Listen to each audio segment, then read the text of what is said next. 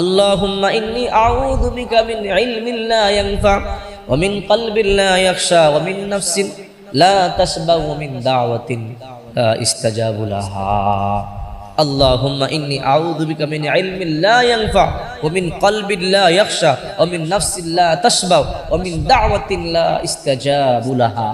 এই দোয়াটি সকালে একবার পাঠ করবে, সফলতা পাই লুটিয়ে পড়বে। কারণ আল্লাহ পাক বলেন, ওমা খালাকাতুল জিন্না ওয়াল ইনসা ইল্লা লিয়াবুদুন, আমি মানব জাতি এবং জিন জাতিকে সৃষ্টি করেছি একমাত্র আমার গোলামির জন্য। আমরা যখন আল্লাহর গোলামি করব, এই পৃথিবী আমাদের গোলামি করবে। আজকে আমরা আল্লাহর গোলামি ছেড়ে দিয়েছি, এই জন্য আজকে এই পৃথিবীও এই মাখলুকাতও আমাদের নাফরমানি শুরু করে দিয়েছে, আমাদের গোলামি ছেড়ে দিয়েছে। আপনি দেখেন যে সমস্ত ওলিরা, যে সমস্ত বুজুর্গরা আল্লাহর ইবাদত বন্দেগী করেছে, তাদের কথা বাঘ সাপ পর্যন্ত শুনেছে।